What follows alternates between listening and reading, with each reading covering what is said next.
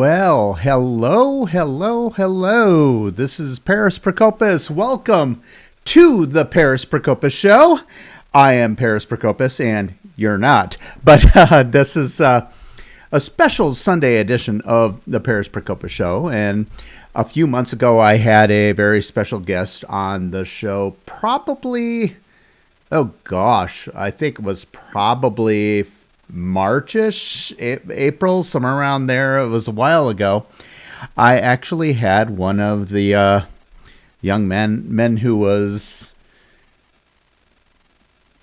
basically attacked in Waukesha Christmas parade last year. I can't believe it's been about a year now, and now we have a whole lot of changes in that whole situation, and I thought I would bring Tyler Pudliner back onto the show and to talk to him a little bit about what's changed and what's how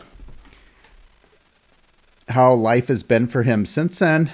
But when the verdict came through, and it was for the parade attacker, and it was about, how would you say? It was about 450 years or whatever that the guy got in prison. He's never going to be out of prison ever again. And once again, I'm not going to mention the guy's name because I don't think his name deserves to be mentioned, in my opinion.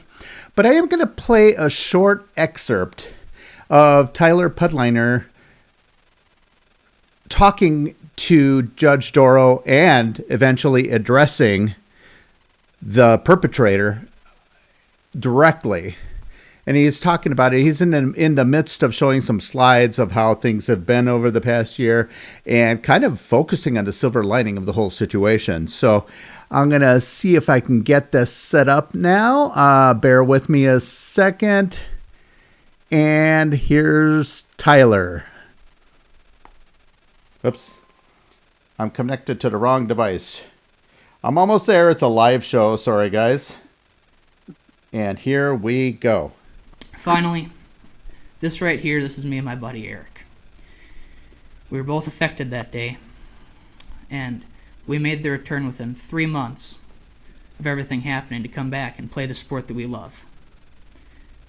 We did not stay down, we did not cry, didn't let it get to us. We came back stronger than ever. Yeah, we might have lost, but we played hard and truly showed this entire community that we are stronger together. And we are stronger than you.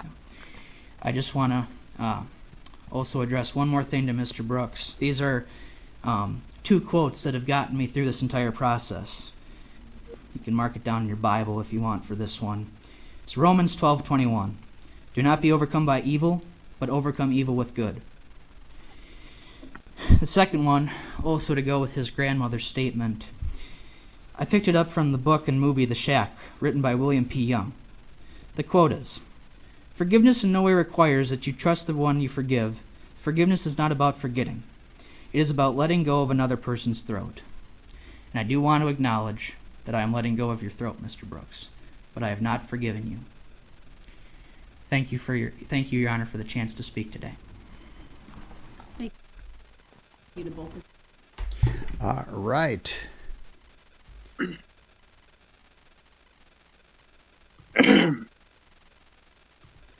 All right, here we go. Okay, so that was Tyler speaking to addressing the court, addressing the assailant, addressing Judge Jennifer Doro, who was the judge on the case. And without further ado, I'm going to bring on Tyler Pudliner onto the show. Welcome to the show, Tyler. How are you? Uh-oh. I can't hear you, Tyler. Let's see. Oh, because I had you muted. Now it's fine. There you go, Tyler. How are you? I'm good. How are you? Thanks for having me. Good. Well, welcome back to the show. It's been a while. Yeah. And you were at the time of this event. You were 17 at the time, right? Or were you 16? Yeah, I just turned 17. Just turned 17.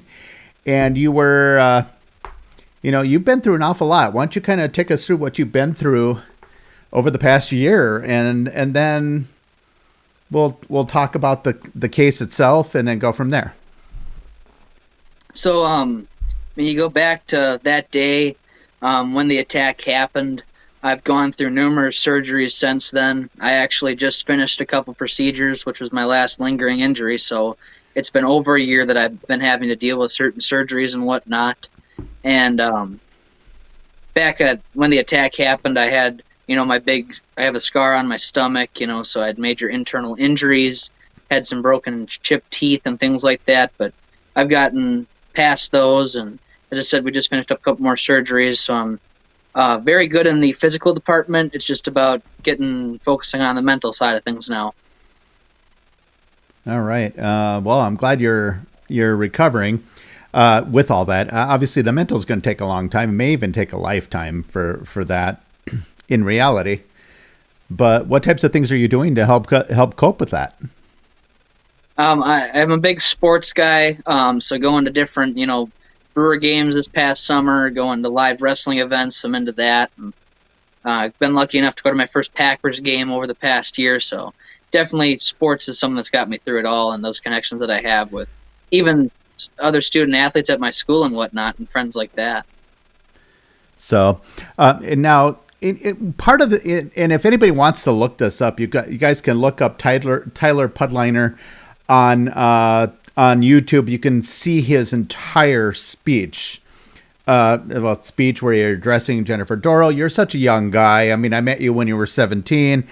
Turns out I used to work with your mom, so that was kind of a surprise. But so you're a young man. You're just turning 18, so you've come a long way. It's amazing how you're able to keep this positive attitude about yourself and stuff like that. Tell me some of the good things that, it seems like you were showing slides throughout you had a little presentation when you were addressing the court. It looks like you were focusing on some of the silver linings from all this tragic stuff happening.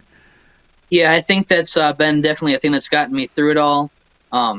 Some people, and I sometimes say it's somewhat of a distraction, from all the surgeries and whatnot, and the mental battles and whatnot and things like that.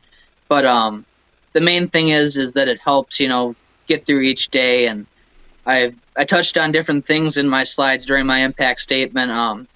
Different organizations that were also affected, in teams and whatnot. The Blazers, the Waukesha Blazers baseball team, the Milwaukee Dancing Grannies. I've been lucky enough to make a lot of connections with those different organizations and groups, and that's definitely something that has helped me get through it.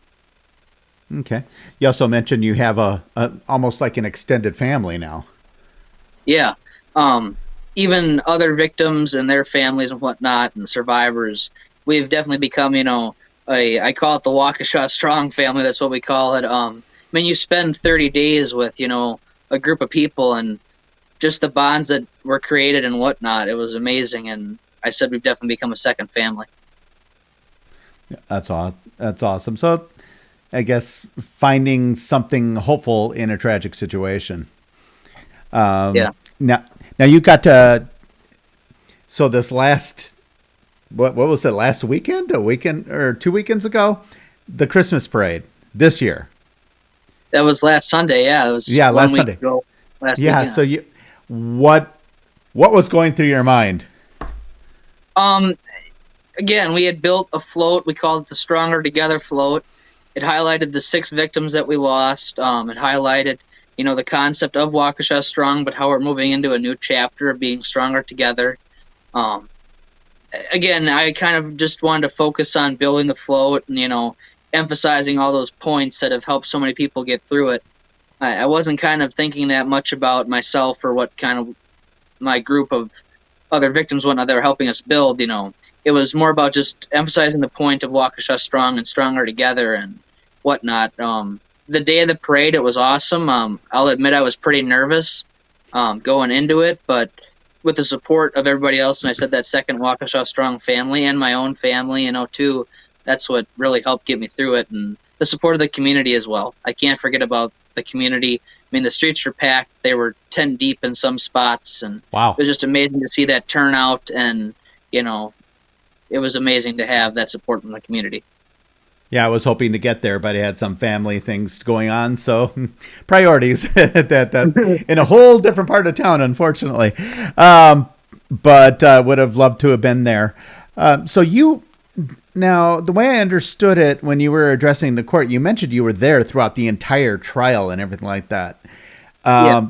So throughout months of this, you began by addressing Judge Doro directly and saying how you at one point felt angry toward her. Why don't you talk a little bit about that?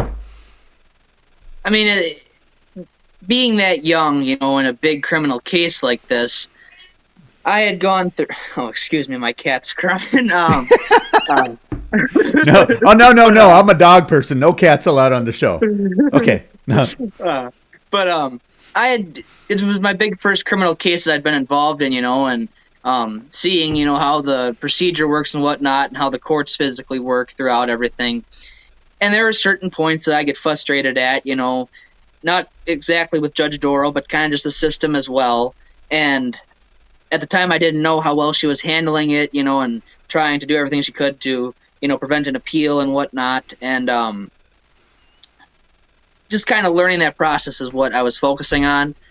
There was times when, a witness would be up there and they would go minutes on minutes in a testimony, and, it would just carry on and on and on. And, you're kind of like, well, can we get this over with? It's getting repetitive.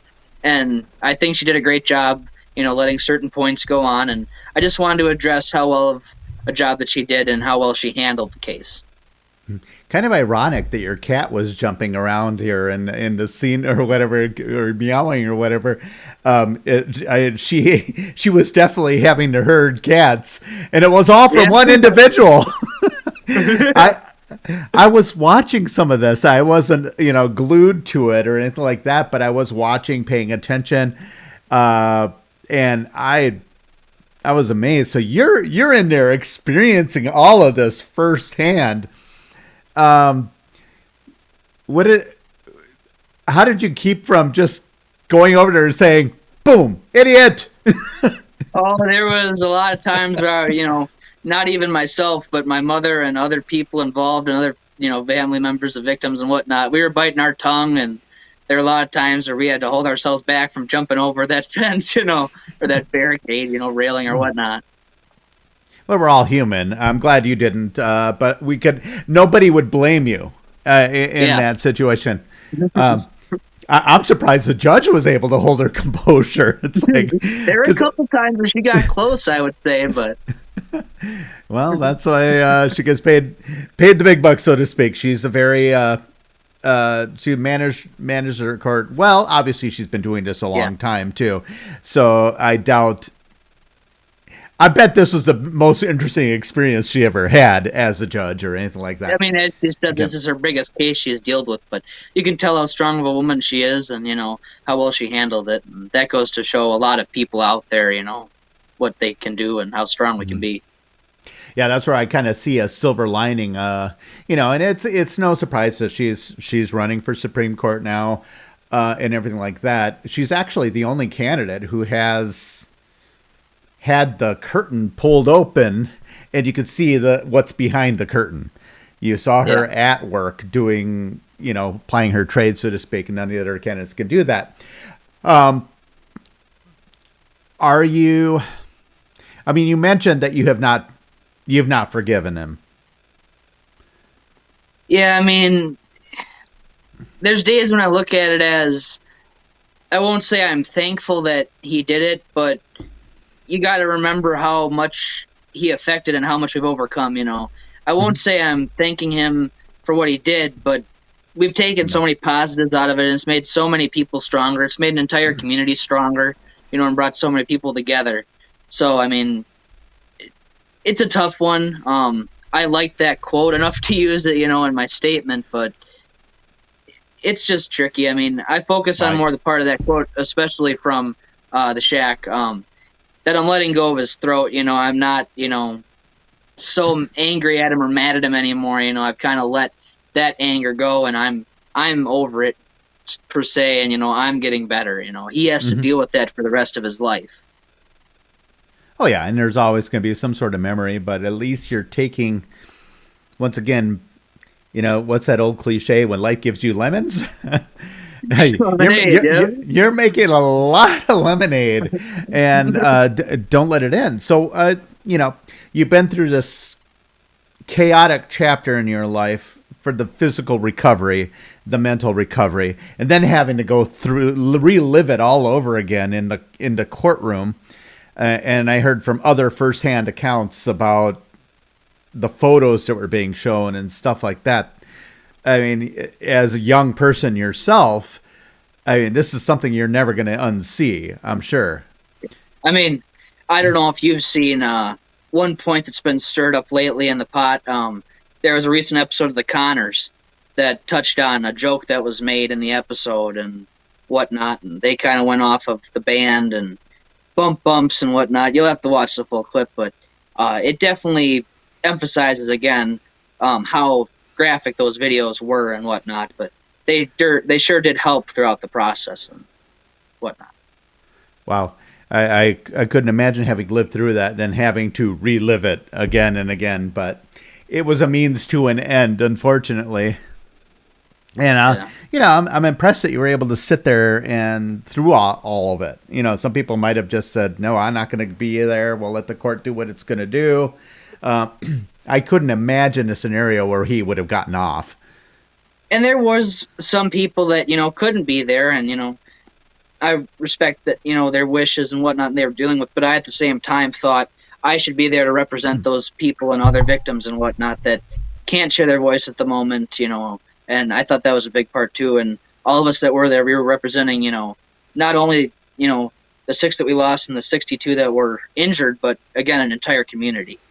Wow. It's crazy to think, there was an estimate, there was 100,000, versus 1, in a way to put it. So, well, there's, I grew up Greek Orthodox in the Greek Orthodox religion and stuff like that throughout my childhood and all this stuff. And in the church, when someone passes on, there's a hymn that's sung in church that's Ionia Imnimi, which is I'm tongue tied a little bit right now, but it so what happens when you're fluent to 3 languages. But it has basically says, "May their memory be eternal." Basically, it's felt that those people may be gone, but they're not truly gone as long as their memory remains alive. And it's all those people whose lives they touched along the way. Obviously, some touched more lives than others. One young man that was, 6 years old or what have you? 8 years old. 8 years old. Okay, and I still look at the video of that, the little girl in the pink parka, the pink jacket, that inches away. I mean, yeah. If there was contact, she would have been gone. I mean, so there's a lot of close things, a lot of people breathing relief a little bit and all that stuff. But I guess, I hope that they can take solace if they watch this. That's the one thing. Why? We don't know why this happened, anything else like that. But they're not truly gone. I know it's kind of hard, when you're going through it. It's just, I'm impressed with you with what you've been able to do so far. I'm actually holding out hope for the future. Generation Z is being well represented so far, and I think you have a good future potential. So what's the future in store? What's in store for you now? Have things changed since we last talked? The biggest thing that I wanted to touch on since we last talked was I've started my own nonprofit. There was a lot of organizations that were brought up out of the parade. You have, the Jackson Sparks Foundation, More in the Hat, the Premier Dance Company, and then that has all the survivors of the Christmas parade attack, all the young dancers and young girls that were injured are now at Premier, and then might have to stand up a little bit, but I started my own project or nonprofit, the Bobbleheads Bring Us Together project. There, do that again. Do that again so we can see you. I've got you full screen now. There you go. Stand up with it. Kind of hard, cool. but I do have a little pan flip. Maybe there we go. That'll work too. There, that works great. Yeah. Okay. But I started that to. I'll go back to the backstory. I had about 15 or 20 duplicate bobbleheads. So I have my collection behind me. And when everything happened, I wanted to give them to other survivors of the parade and others that were injured. And I'd made a post in the Waukesha Strong community, and Jackson's mom, Sherry Sparks, had actually reached out and commented on that. And I was able to gift the those first set of duplicates to Tucker, Jackson's older brother, his team. Excuse me, and it just kind of grew from there. The Jackson Sparks Foundation had a Safe at Home tournament over the summer in July. I had given some out again, and it kind of just grew off. And my mother and I kind of, came to fruition that we were going to start it up, and we got different social media pages. Our website, bobbletogether.com. I kind of wanted to plug it a little bit. Oh, absolutely. Say that again. Bobbleheadstogether.com is our website. And then you can find us on Facebook at Bobbleheads Bring Us Together Project, Instagram at Bobbleheads Bring Us Together _23, and Twitter, Bobbleheads Together. Our email is bobbleheadsbringustogether@gmail.com as well. Okay, repeat that email one last time. Bobbleheadsbringustogether@gmail.com. Okay. All right. You were just choppy there. I want to make sure that they got it all. So, absolutely. All right. Looks like, Katie made a comment. There we go. Thank you, Katie. That's so funny.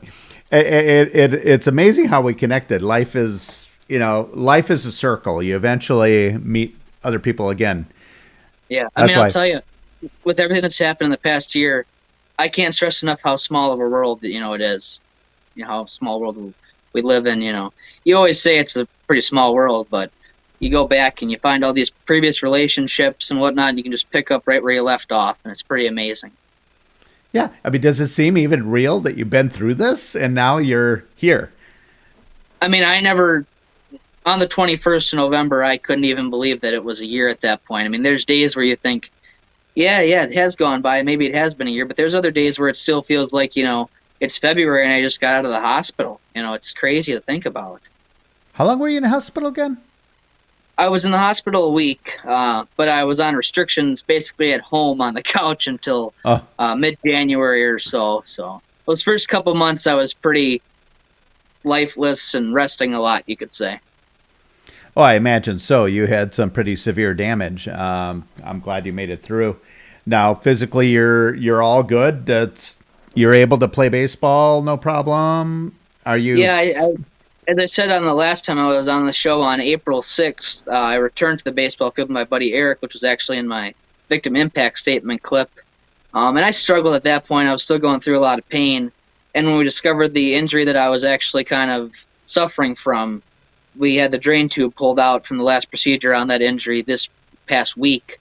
So definitely moving in the right direction with that. And it's crazy to think that it took over a year to figure out what the issue was, diagnose the injury, work through it with different procedures.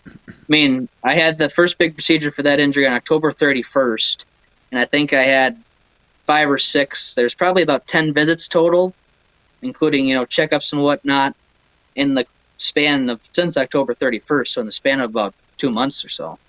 Wow. 2.5 months. And now, so you finished everything up?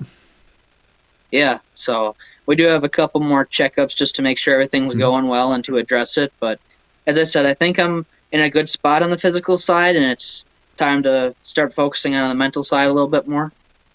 Okay.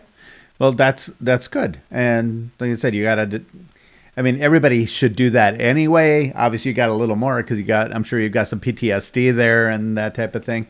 Now, you graduate from high school this coming June? June. Yep. All right. What's your college plan now? Are you still in the same direction, or are you? I've thought about doing some different things with, I'm in the engineering academy, so different things like that. And obviously I work at Slinger Speedway. I put on a race team, so definitely something maybe like WCTC and along that kind of path, and something in engineering or automotive, something like that. All right. So not still in the same direction there. I thought for sure you'd be talking law school or something. You never know, and you could still do I've had that. a lot of people. Trust me, Paris. I've had a lot of people that have, well, you could be a lawyer. You could do this and that. Well, one step at a time. Hey, I have to say, for you to be able to hold your composure while doing all that, you came across as very impressive. Other people who were in the courtroom, like I said, firsthand experience and that type of thing, also were very impressed with you on how you were able to hold it together. I'm not saying this to stroke your ego or anything like that, but you do have the ability to address people publicly. You have a clear ability to do that. Any more talk of I know you were talking about maybe doing a podcast and stuff. Have you gotten that started yet, or not sure yet? I kind of took over the nonprofit first. It's definitely still something I want to do, and I'm working towards it. But kind of want to get the nonprofit up and running, and maybe I can do some sort of connection between both. That way too. It's something that I definitely still want to do and work for. Yeah. Well, I'll make sure I get the information for the nonprofit and everything like that. I'll make sure to share it on my News Undone website and other websites. And I have connections with other people in the media and that type of thing. I might even talk to some people in radio that I know that maybe could plug it just to let them know, hey, there's this nonprofit. That'd be awesome. Thank you. Get you some exposure that way. Because now, what are you looking to do with the nonprofit? So basically, we collect bobbleheads of any kind, any sport, and I basically give them to other young trauma survivors. I do want to touch on that we have started to create some connections with some local hospitals and whatnot. So it might be a thing where we visit some kids who are going through traumatic injuries or battling cancer and whatnot, and kind of just gifting them a bobblehead to uplift their spirits and, create a smile and whatnot, and, show them that you can get through it and, bring some joy to their hearts. Oh, maybe we can get some athletes to donate some bobbleheads to you guys too. Yeah. That would be something. Well, now you're connecting with people. You never know. You said Craig Counsell's your favorite brewer or whatever? He was my favorite player. He's now the current manager for the Brewers, yeah. Well, current for now. We'll see what happens. we get a long off season. It's a little bit of tough season, I'll admit. Yeah. Yeah, it seems like. Oh well, yeah. It's tough season for all of our sports teams right now. Oh my gosh. Yeah, I don't even want to. Not doing so hot either. Yeah, that's true. And it's weird. There's still an outside chance they might make the playoffs. So, because everybody else is so bad too. It's hard to believe we got like a 3% chance at the playoffs right now. Yeah, that is as bad as they're doing, and I can't believe they were able. Cause we have no defense. The secondary is horrible. No. But and if we had those guys that we needed, but so many are injured and whatnot right now, it's crazy. Yeah, the Philadelphia game was showing hope because we had offense galore, but we just couldn't get anything to work on defense. And you're too young to remember Terrell Buckley, but Terrell Buckley was a complete disaster, and he would always talk, I'm the best athlete since Jim Thorpe. He'd always go out there and say, he was horrible. I can remember back to some, you got Leroy Butler and Reggie White and whatnot back then. Oh, that was long before that. Yeah, but, you go back and there was a Hall of Famer. Oh, now you got me thinking. Forget they were talking about the other day. I can't remember off the top of my head right now, but I'm definitely into some of the old school stuff. You probably got me beat a little bit due to age. You know what? Hey, be nice. Respect your elders. That's right. Sorry, I didn't mean to take a shot, but I'm just, I'm not old. I'm chronologically gifted. Or as I like to say, you're seasoned, Paris. You're seasoned. I got the good Greek seasoning. I look pretty good for 53, so that's all right. I have a little bit of gray hair, and that's about it. That's after having two teenage daughters. Just for men, Paris? Is that the just for men? No, I don't. I'm gonna, I don't do all that. My daughters do and stuff like that. Then now my son, he's your age. I mean, he's 16 right now. He'll be 17. But it's the same thing. You're an inspiration for someone like his age too. It's like crappy That's things the other happen thing. sometimes. You just gotta be resilient and roll through it. I know it's easier said than done, but it is something that's very important to do. That's still one thing that I'm getting used to. I've had so many people, come up to you at the store or whatnot, or, at an event, and, they'll point out, you've been an inspiration or you've got me through this and whatnot. And it's almost hard to accept, I never thought that, everybody dreams that they can be, the professional athlete or the big movie star or whatnot. But when it actually happens, it's so crazy to think how many lives you're touching by, creating a nonprofit or doing an interview and talking about, the Waukesha Strong motto or whatnot. It's crazy how many lives that can be touched by, one person doing something so little. Yeah, you should definitely write a book on all this at some point when you feel like it. That'll That's take been you. another recommendation. Well, why not? Out of adversity comes success or something. Just that type of theme. Yeah. like something I could see. Some of these motivational speakers having you as a guest at one of their things and stuff. But Yeah. I think it's important. So, well, I appreciate you joining me again. And why don't you run off your websites and your pages one last time to make sure everybody's got it? Yeah, so we have on Facebook, we're the Bobbleheads Bring Us Together Project. On Instagram, Bobbleheads Bring Us Together _23. Twitter is Bobbleheads Together. Our email is bobbleheadsbringustogether@gmail.com. And our website is bobbleheadstogether.com. Awesome. Well, anything you need, if you need me to spread the word, I will spread the word. Get me whatever information you have on all that so I can get that, start doing it. It is, with anything, even the smallest acorn can become the mighty redwood. You're looking at planting seeds everywhere, and then they just grow. Yeah. So, and little by little, and that's what it is. Eventually, it hits a tipping point and takes on a life of its own.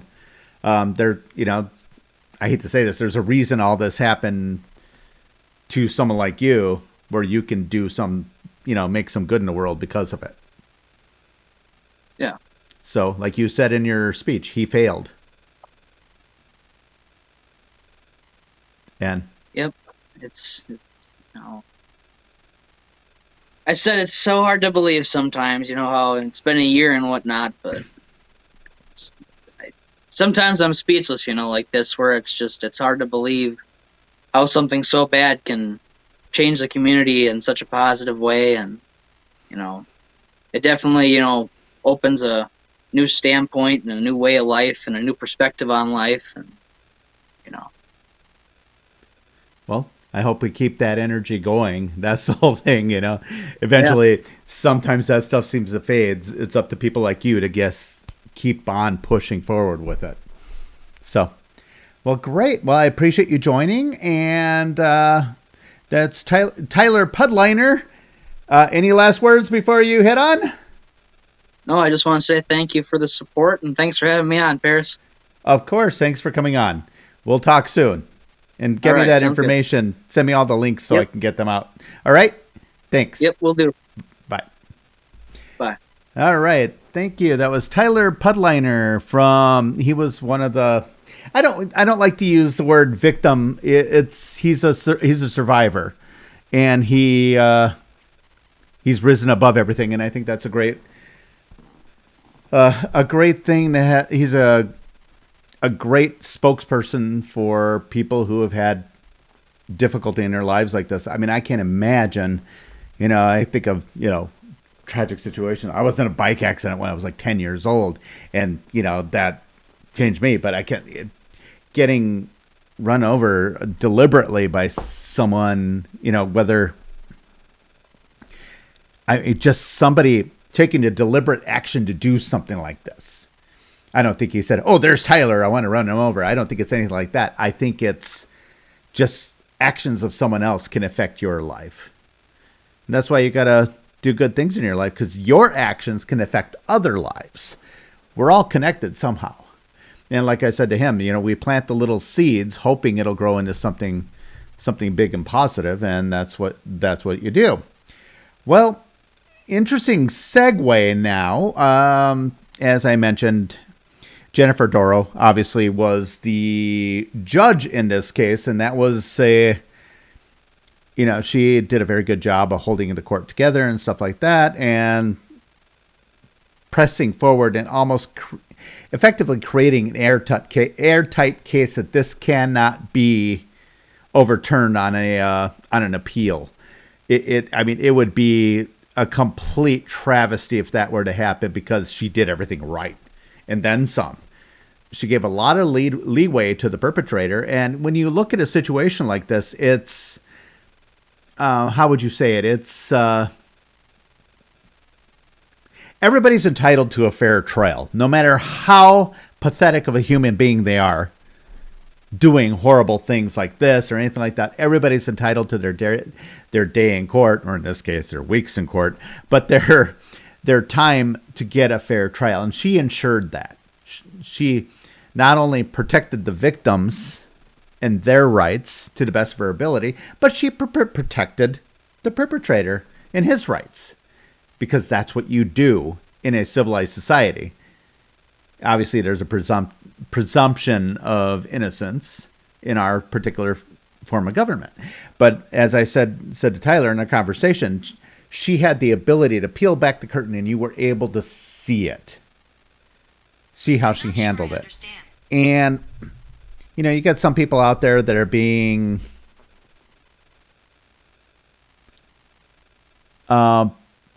less than sportsmanlike when they're talking about, she's just using this case, this tragic situation for her own benefit and that kind of thing, which I think is a total crock. She is more than qualified, and she was more than qualified to be a Supreme Court justice long before this court case.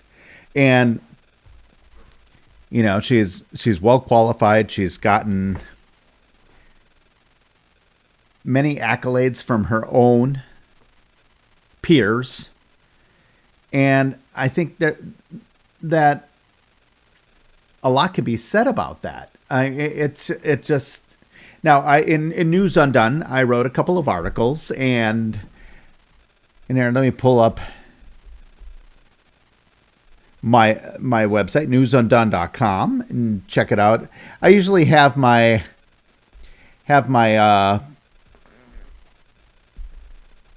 my little plug on the bottom and that kind of thing. But this was kind of a different type of show. I wasn't going to talk about this at all, but I think it's important that I do talk about it, because I want people to realize that there's more to the situation than just this particular case as far as Jennifer Doro goes.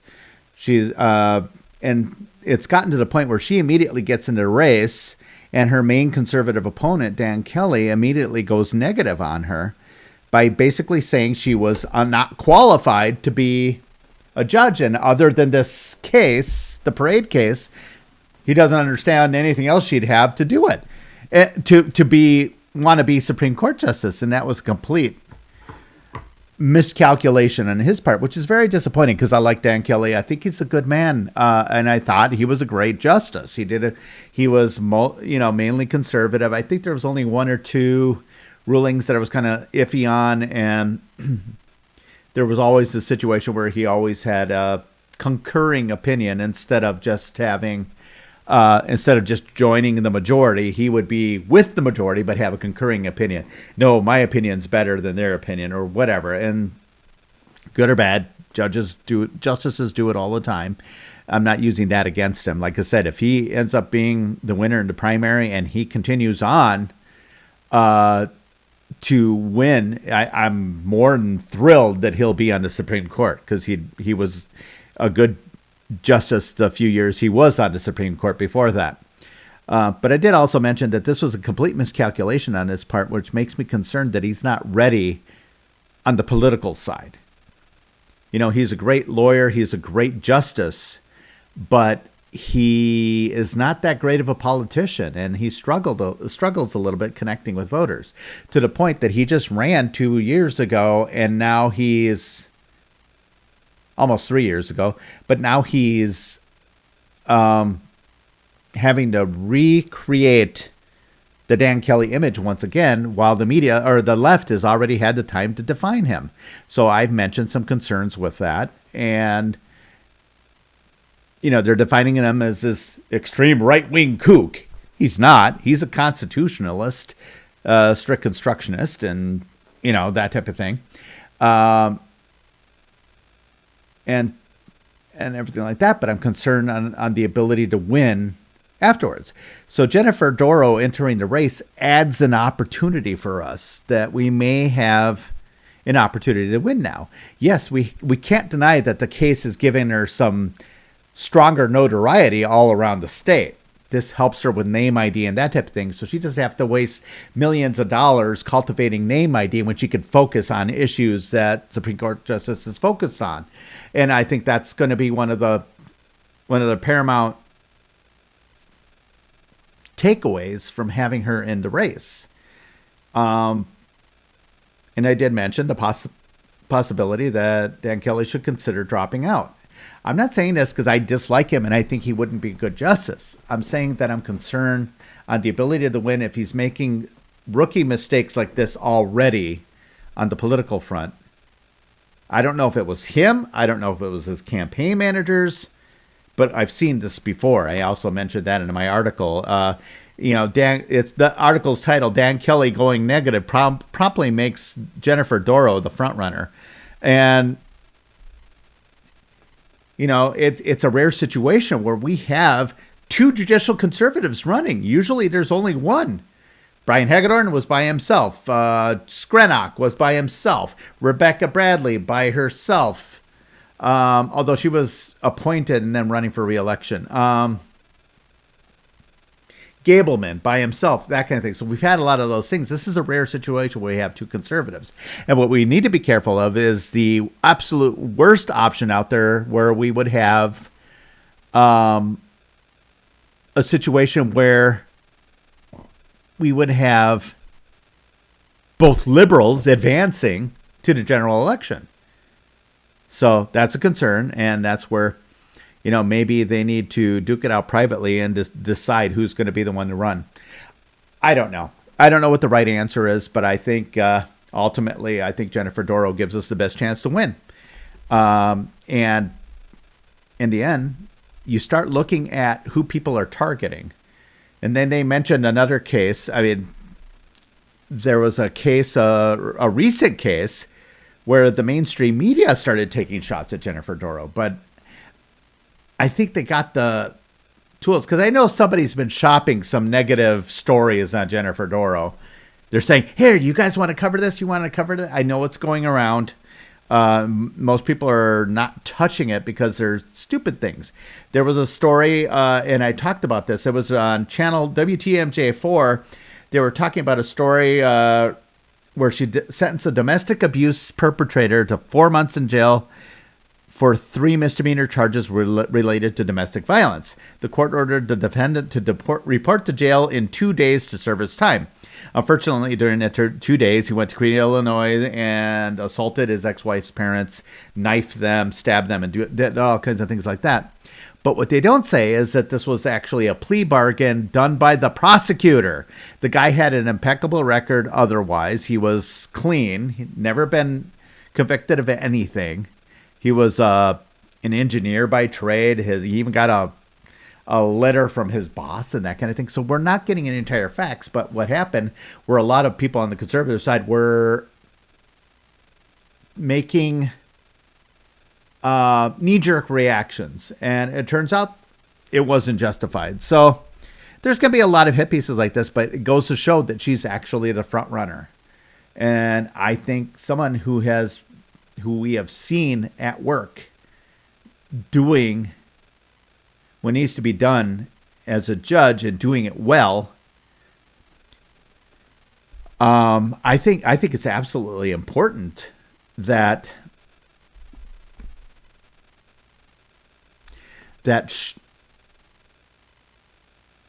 we take advantage of that situation, of that notoriety. There's nothing wrong with it. I mean, she was chosen by the Supreme Court to be the chief judge in the 3rd District of Wisconsin Circuit Courts, and then was elected by the other chief judges in the state to be the chief of the chiefs. She has status. Absolutely qualified. And yes, she is a conservative. So, we'll see. And, they're like, but I want to know how she's going to rule on this. I want to know how she's going to rule on that. Okay. We want somebody who interprets the Constitution, doesn't find something in a law because they want it to be there. They focus on law as it's written, period. That means we don't know how anyone's going to rule. We don't know how Dan Kelly's going to rule on something. We don't know how Jennifer Doro is going to rule on something. And we shouldn't know. If we do know, then that's a problem. Then we have an activist. We don't have a judge. That's a problem. So us on the conservative side, we're either judicial conservatives or we're not. Can't have it both ways. But anyway, I think it's important that she answers the important questions, and how she answers them. If she ducks questions, then that'll be a problem. I don't think she has thus far, but we'll see. I'm very happy with what I see so far. I think she is, beyond question, a great choice for Supreme Court. This is rare that I'll jump this early on someone's bandwagon to support them for political office. And I made that choice. And this is someone, I have a lot of respect for Dan Kelly. And had he been the only person in the race, I would have supported him. And depending anyone else that would have gotten in, I still would have probably supported him. But I think Jennifer Doro gives us that unique opportunity. Well, anyway, that's the end of my show for tonight. Thank you very much. This is a rare Paris Procopis Show Sunday night. Thank you for Tyler Pudliner for joining me. And my show will be on more consistently starting this coming week. Everybody, keep the faith. I know it's a rough world out there right now. Things are really chaotic. We will get through this. We always do. The Founding Fathers were brilliant in the way they created this nation. We will survive it. I'm positive.